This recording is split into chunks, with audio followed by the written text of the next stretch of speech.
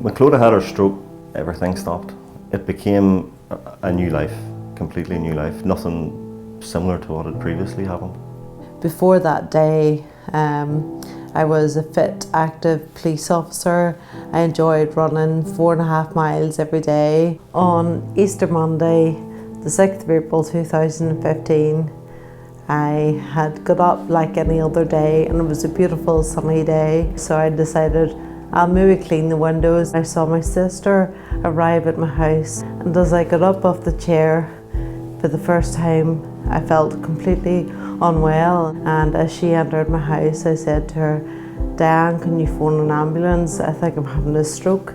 And with that, I collapsed. I've always wanted to know the reason why, and I think every person who has a stroke wants to know why.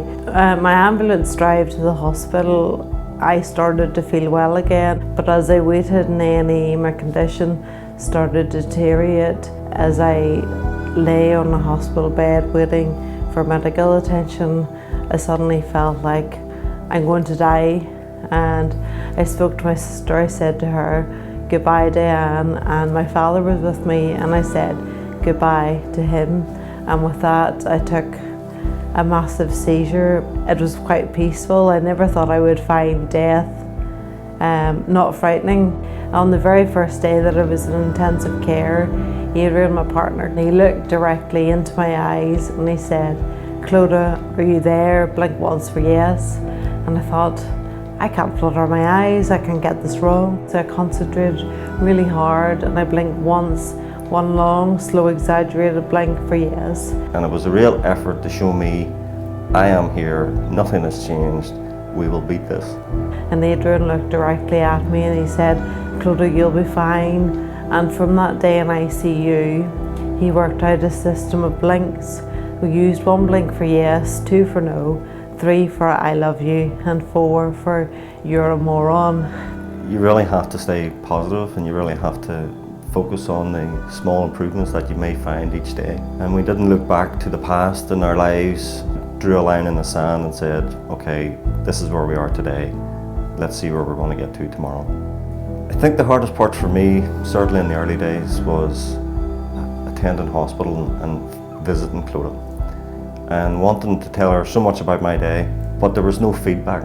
There was no two-way communication.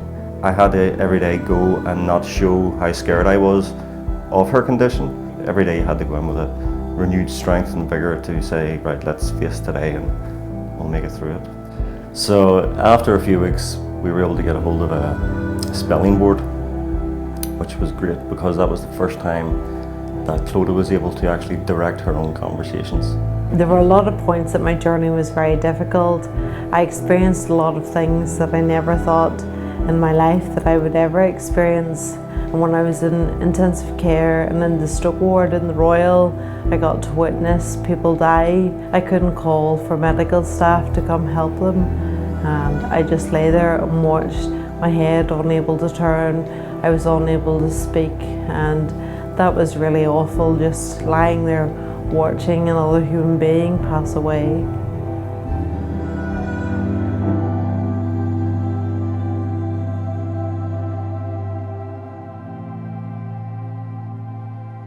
On the 1st of May, it was my birthday, and my best friend came and visited me in the Royal Victoria Hospital in the stroke ward. She was very anxious about using the spelling board, and as she lifted it, I began to spell out, "I want tablets," but she always finished the word table, not allowing me to complete the word. As time passed, I got more and more frustrated with her spelling out, "Let me finish what I'm telling you." In my frustration, I screamed at her and lifted both my arms, and she started to cry. And as she cried and I screamed in frustration, the medical staff came in, nurses came in, and my physio, and they started to jump up and down and laugh. Suddenly it occurred to us I was making noise for the first time ever, and I had made movement. I never lost hope, and people probably would think it's strange, but I always held on to that moment in ICU when Adrian looked into my eyes and said, Clodagh, you'll be okay. I've had to learn to talk again. I've had to learn to walk again. And that's been a very lengthy process. I was always a big runner and I know I will run again. I do appreciate life now much more than perhaps I ever did before. I like to live every day to the full. I take every opportunity that's given to me. When I became an inpatient in Musgrave, I could just about sit up. Adrian would come and take me out for dinner and I would get the nurses to help me dress up. We always felt that we wouldn't wait for recovery to happen. We would live every day to the full whilst I was recovering. I think the best moment for me was on my birthday when her speech and language therapist had worked really hard and I came in and she said, "I love you, Adrian."